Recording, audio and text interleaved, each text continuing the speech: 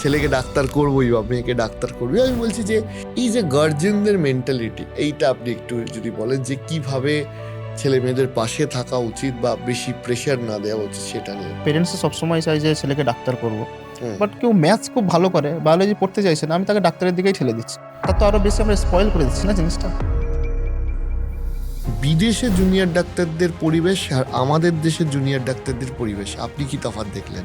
থাকার জন্য মেয়েদের সেফটি নিয়ে কোনো ইস্যু নেই, কেন কি ওখানে একটা অ্যাপ আছে, অ্যাপটা আমরা পেরেন্টসদেরকেও দিই, স্টুডেন্টকেও দিই। তাহলে একটা গার্জিয়ান একটা স্টুডেন্টকে যখন পাঠাচ্ছে ওখানে, পাঠানোর পরে সে 5 বছর কিন্তু অ্যাপে ট্র্যাক করতে পারছে তার ছেলেটা বা মেয়েটা যে ওখানে কোন এক্সামে কত নাম্বার পাচ্ছে।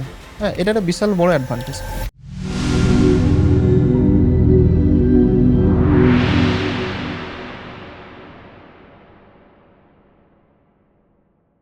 এই যে বিদেশে পড়তে যাওয়ার যে আমি বলবো তাগিদ বা মানুষের উৎসাহ, এটা কি শুধুমাত্র শহরতলির মানুষরাই যাচ্ছে নাকি গোটা মানে বাংলার জেলা থেকেও বহু মানুষ আসছেন?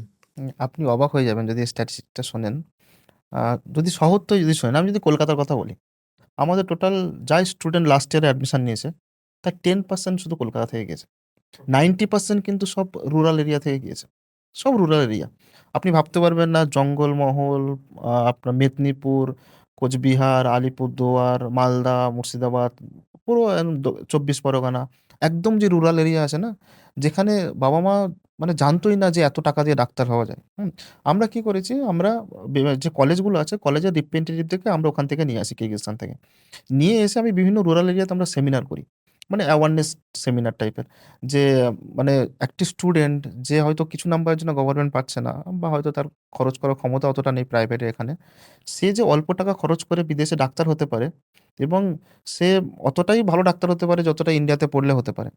তো সেই জন্যই কি করেছি, আমরা এই যে ক্যাম্পেইনগুলো যখন শুরু করেছিলাম, আজ থেকে ৪-৫ বছর আগে ক্যাম্পেইন শুরু করেছিলাম।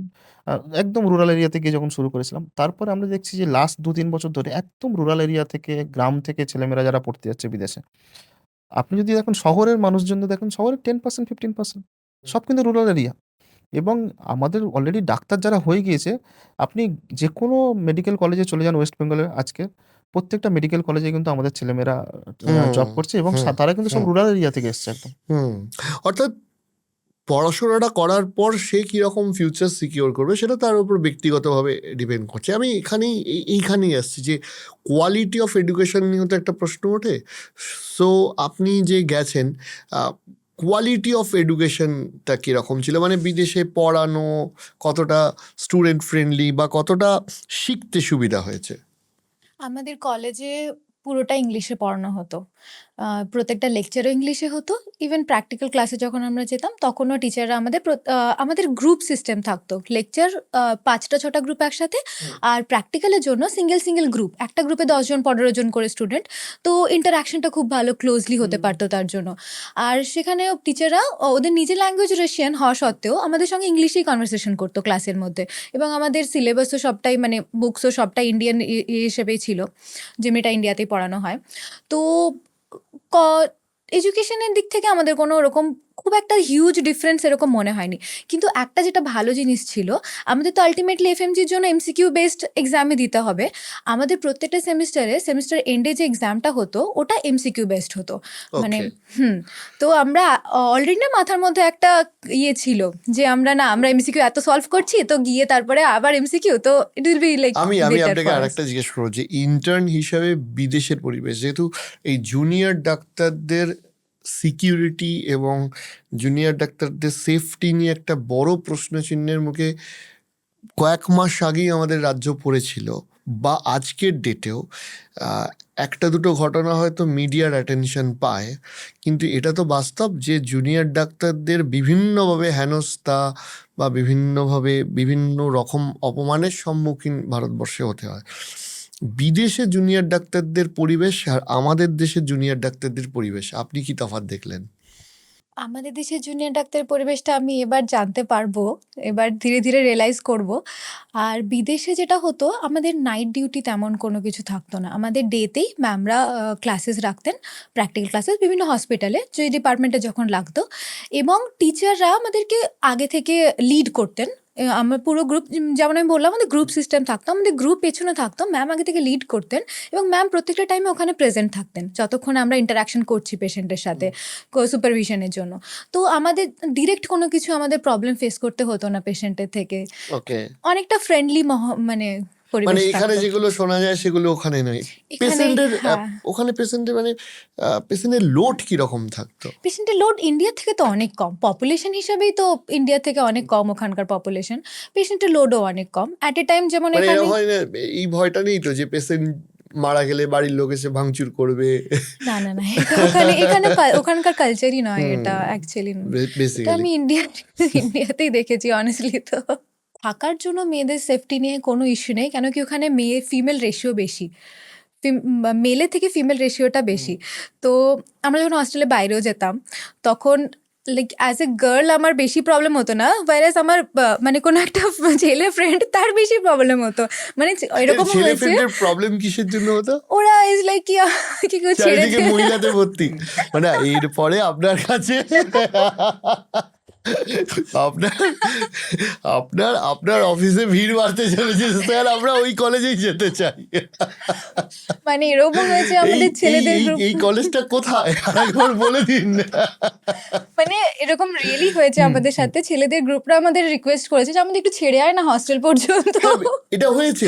একদম হয়েছে। এক্সপেরিয়েন্সটা একটু বলে এক্সপেরিয়েন্স। মানে আমাদের একটা কালচারাল গ্রুপ ছিল, সেখানে 6 জন ছেলে ছিল। তো আমরা যখন কলেজ থেকে আর বেরোলাম কতজন মেয়ে ছিল?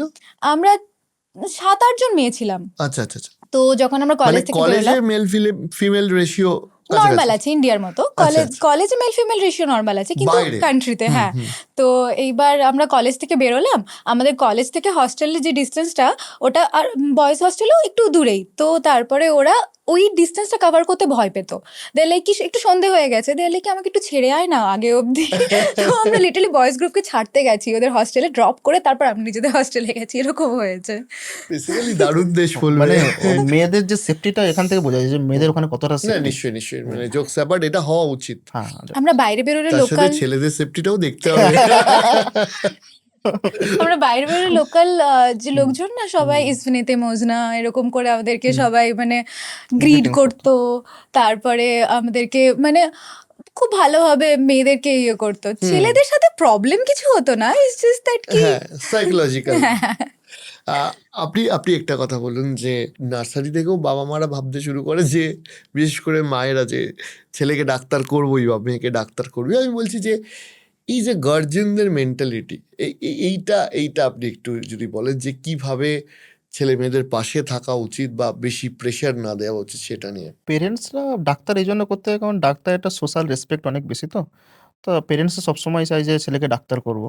হুম। বাট কিছু কিছু দেখবেন সব ছেলে মেয়ে, অনেকে আছে এরকম যে সে হয়তো চাপে পড়ে ডাক্তারিতে এসছে, নিটের কোচিং নিয়েছে, দিয়ে তার আর ভালো তার আর লাগছে না। ভালো লাগছে না, 3 বছর 4 বছর হয়ে যাচ্ছে, তার লাইফটাই হয়তো স্পয়েল হয়ে গেল।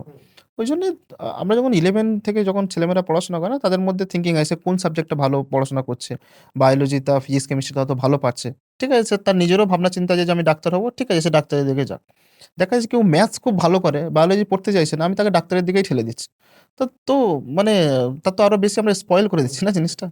যে যেটা চায় তাকে সেটা দিয়ে করাই উচিত। আচ্ছা, এই যে ধরুন আপনি একজন ডাক্তার হতে চলেছেন, এই যে থ্রু আউট ইউর জার্নি, যে একজন ডাক্তার হওয়ার ক্ষেত্রে তো ভালো দিক প্রচুর আছে, বলে শেষ করা যাবে না, কিন্তু আমি যদি জিজ্ঞেস করি যে সব থেকে প্রেশার বা সব থেকে টেনশনের মুহূর্ত কোনগুলো ছিল, সেইটা কোনটা বলবেন?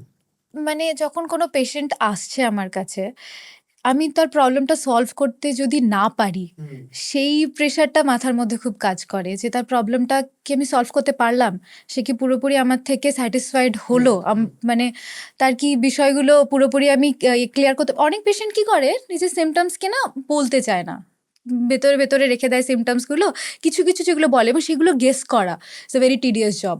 কি যে সিমটমগুলো ভেতরে রাখছে সেগুলো তো আপনাকে নিজে থেকে বুঝে বুঝে আবার জিজ্ঞেস করতে হবে যে এটা তার মানে তোমার এটাও হয়েছিল, তার মানে তোমার এটাও হয়েছিল। তো আমি যদি পুরো জিনিসটা না বুঝতে পারি এবং পুরোটা যদি ভালোভাবে গেস না করতে পারি, সেই পেশেন্টটা ঠিক হতে পারবে না। তো সেই ভয়টা সবসময় মাথার মধ্যে কাজ করে যে না, আমাকে পুরো জিনিসটা জানতে হবে। আর একটা জিজ্ঞাসা আছে যে অনেক ছেলে মেয়ে আছে যে একবার বা দুবারে ক্র্যাক করতে পারে না, বারবার নিট দিচ্ছে, সেক্ষেত্রে তো তার জীবনের একটা মোস্ট প্রাইম টাইমে তার একটা সময় চলে যায়, বয়স বেড়ে যাচ্ছে, এই প্রেশারটা তো হ্যান্ডেল করার বা এই প্রেশারটা থেকে মুক্তি পাওয়ার উপায় কি আছে? আমি এটাই এর একটু আগেও বলেছিলাম যে যখন ছেলেমেয়েরা নিট দিচ্ছে না, হয়তো 12 দিল, সেবারে নিট দিল। সেবারে যে মার্কসটা এসছে তাকে ওই মার্কসটা নিয়ে তাকে বিচার করতে হবে যে আমি নেক্সট ইয়ারে নিট দেবো নাকি আ এই বছর নিটের বিচারে আমি বিদেশে ডাক্তারি পড়বো বা প্রাইভেটে পড়বো যাই হোক। যদি তার মার্কস মোটামুটি গভর্নমেন্টের থেকে একটু কাছাকাছি আসে বা একটু হয়তো দূরে এসছে, ঠিক আছে। আরেক বছর সে কোচিং নিতে পারে। কোচিং নিয়ে দেখা যেতে পারে যে হয়তো সে গভর্নমেন্টই পেয়ে যাচ্ছে, সরকারি পেয়ে যাচ্ছে। বাট এমন অনেক স্টুডেন্ট আছে যে হয়তো সরকারি মার্কস হচ্ছে ৬০০ নাম্বার পেলে সরকারি মেডিকেল কলেজে পড়তে পারবে। স্টুডেন্ট ২০০ নাম্বার পেয়েছে। হয়তো আরেক বছর কোচিং নেওয়ার পরে হয়তো সে ৩০০ পেয়েছে। তো এই যে প্রত্যেক বছর যে কোচিং নিতে থাকছে, ফলে একটা টাইম ওয়েস্ট হচ্ছে। আর ডাক্তারি আপনি জানেন তো ডাক্তারি যে জার্নিটা অনেক বড় জার্নি। 5.5 ইয়ার্স এ আপনার ইউজি কোর্স করতে এমবিবিএস কোর্স করতে হচ্ছে। এরপরে ৩ বছর আবার এমডি, এমএস আবার যখন সুপার স্পেশালিটি কোর্স করবে আবার ৩ বছর। ফলে দেখা যাচ্ছে যে ১২-১৪ বছরের একটা জার্নি। তার সঙ্গে যদি আমি আফটার 12 ৩-৪ বছর যদি এখানেই নষ্ট করে দিই, তাহলে আমি একটা ভালো ডাক্তার হতে গেলে আমাকে ১৫-১৬ বছর লেগে যাচ্ছে। ওইজন্য যখন ছেলেমেয়েরা 12 দিচ্ছে, দেওয়ার পরে যে ১ম যে নিট পরীক্ষা দিচ্ছে, সেখানে যদি চান্স পেয়ে যায় তো খুবই ভালো। যদি চান্স না পায়, সে নিজের নাম্বার, নিজের মার্কস দেখে এনালিসিস করতে পারবে যে তাকে আল্টিমেটলি কত বছর কোচিং নেওয়া উচিত কি উচিত না। বা যদি সে মার্কস যদি মোটামুটি নাম্বার পেয়ে থাকে, তাকে বিদেশে তো অপশন আছে তার কাছে। বা এখানে যদি ভালো নাম্বার পেয়ে থাকে, গভর্নমেন্ট কলেজ পরের বছর করতে পারে। হুম। অর্থাৎ সময় এবং বুদ্ধি বিবেচনা করে করা উচিত। ফাইনালি আমি আসি যে যদি আপনাদের কাছে কোনো স্টুডেন্ট আসে, তাহলে আপনারা কি কি বিষয়ে গাইড করেন? শুধু কি ভর্তি, নাকি তারপরেও গার্জেনরা আপনাদের থেকে হেল্প বা সাজেশন পায়? যখন স্টুডেন্ট আমাদের কাছে আসে, অ্যাডমিশন করানোটা আমাদের সবথেকে ডিফিকাল্ট কাজ নয়। অ্যাডমিশন করানোটা সবথেকে ইজি কাজ। স্টুডেন্ট আসলো, তার যেমন বাজেট আছে বা তার যেমন আ চাহিদা আছে, কোথায় সে অ্যাডমিশন তার একটা ১ম প্রি কাউন্সেলিং হয়। হুম। কাউন্সেলিং হওয়ার পরে পেরেন্টস স্টুডেন্টরা নিজেদের মধ্যে একটা ডিসকাস করে যে তাকে কি করা উচিত, না করা উচিত। যখন অ্যাডমিশন পর্যায়ে এলো, অ্যাডমিশন করালাম আমরা। আমাদের যে কলেজ আছে আপনাকে বলছিলাম international higher school of medicine. এখানে প্রচুর বেঙ্গলের স্টুডেন্ট আছে ওয়েস্ট বেঙ্গলের। ওয়েস্ট বেঙ্গলের আপনি প্রত্যেকটা ডিস্ট্রিক্ট থেকে এখানে স্টুডেন্ট পাবেন। ডিস্ট্রিক্ট শুধু না প্রত্যেকটা আপনি মানে ব্লক থেকে স্টুডেন্ট পাবেন। এত স্টুডেন্ট এখানে পড়ছে আমাদের কিরগিজস্তানে। 2nd নাম্বার হলো যে স্টুডেন্ট অ্যাডমিশন নেওয়ার পরেই কিন্তু আমাদের যে ডিফিকাল্ট কাজগুলো শুরু হয়। কারণ আমরা স্টুডেন্টকে অ্যাডমিশন আগে বিভিন্ন কমিটমেন্ট দিয়ে থাকি।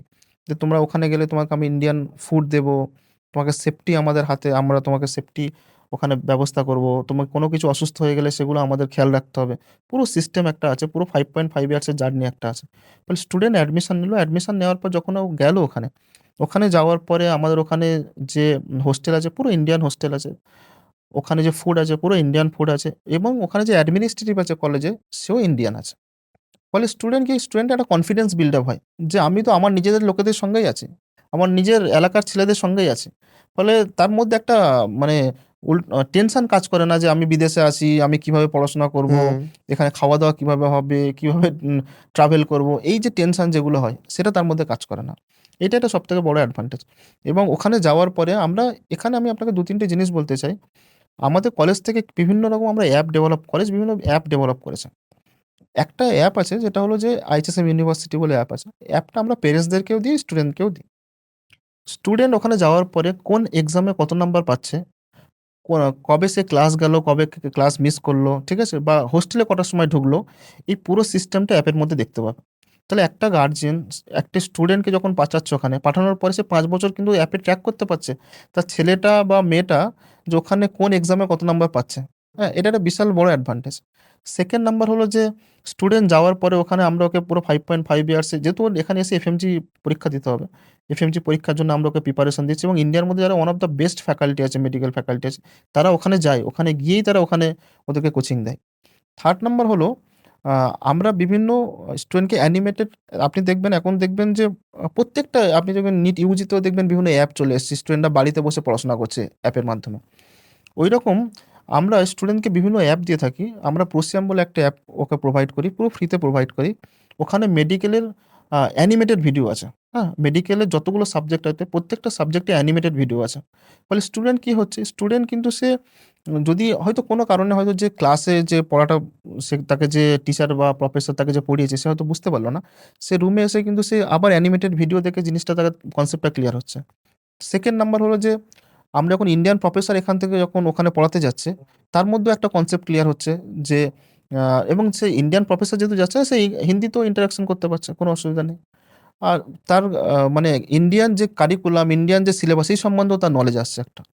ফলে স্টুডেন্ট যাওয়ার পরে আমাদের অনেক রকমের খেয়াল রাখতে হয়। তার সেফটি খেয়াল রাখতে হয়, তার থাকা খাওয়া খেয়াল রাখতে হয়, তার এডুকেশন খেয়াল রাখতে হয় এবং ওখান থেকে পড়ে আসার পরে যে এখানে এফএমজি পাচ্ছে কি পাচ্ছে না সেই গাইডেন্সও তাকে আমরা দিয়ে থাকি থ্রু আউট দ্য জার্নি। অর্থাৎ থ্রুআউট দ্য জার্নি আপনারা থাকেন হুম, হুম। স্টুডেন্টদের সাথে।